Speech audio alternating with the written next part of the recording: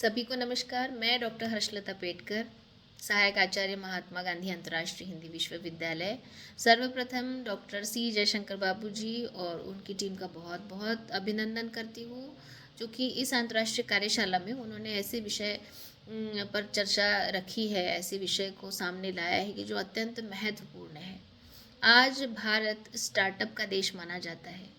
उसी के अनुसरण में ये जो startup ideas in language technologies ये विषय रखा गया है, ये बहुत गंभीर विषय है। और आज लैंग्वेज टेक्नोलॉजी में ऐसा कोई भी ऐसा अनुप्रयोग नहीं है जिसमें हम लोग लैंग्वेज टेक्नोलॉजी का उपयोग नहीं करते हैं।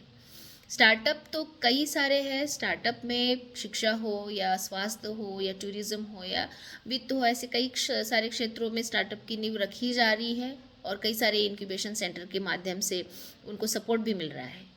जब भारत सरकार के जो प्रयास चल रहे हैं स्टार्टअप को लेकर, वो बहुत ही प्रशंसनीय है।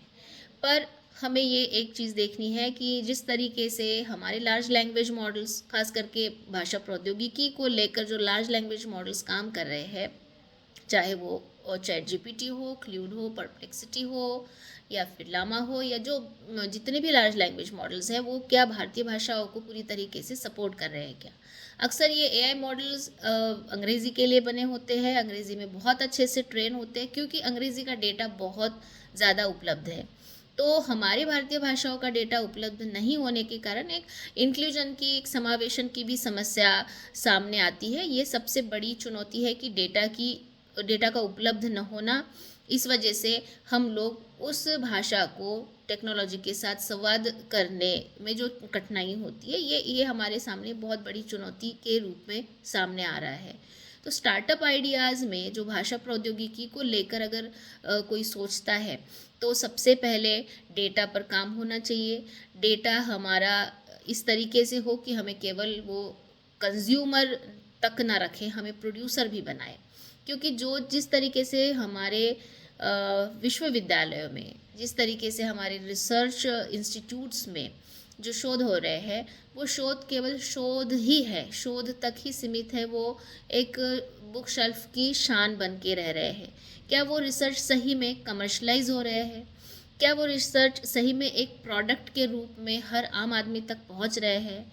तो ये अगर इस तरीके की अगर पहुंच हम कर पाते हैं, रिसर्च टू कमर्शलाइजेशन की जो बीच की दूरी है, उसको अगर हम लोग तोड़ देते हैं या पूरी कर पाते हैं, तो सही अर्थ में हम लोग कहेंगे कि स्टार्टअप आइडिया फलीभूत हुई।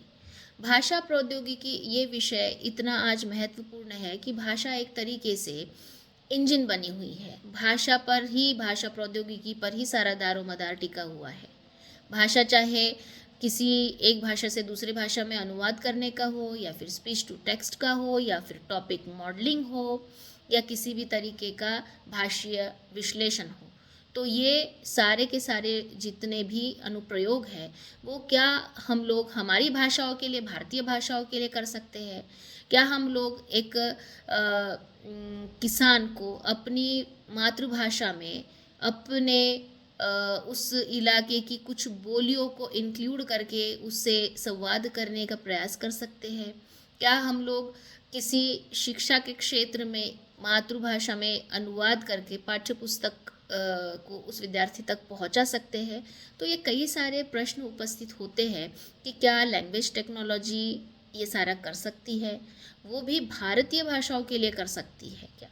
और क्या उस तरीके का डेटा हमारे पास लार्ज लैंग्वेज मॉडल्स को ट्रेन करने के लिए उपलब्ध होगा क्या? तो ये जितने भी प्रश्न यहाँ पर उपस्थित हो रहे हैं, तो मुझे ऐसे लग रहा है कि ये जो कार्यशाला आयोजित की गई है, ये कार्यशाला के माध्यम से इस startup ideas in language technology इस विषय के माध्यम से इन सभी समस्याओं का, इन सभी चुनौतियों का हमें समाधान ज़रूर मिलेगा। मैं डॉक्टर सी जयशंकर बाबू जी और उनकी टीम और जितने भी सहभागी यहाँ पर है, उनको बहुत बहुत मैं बधाई देना चाहती हूँ। और मैं शुभकामना के साथ मेरे 2 शब्द समाप्त करती हूँ। नमस्कार।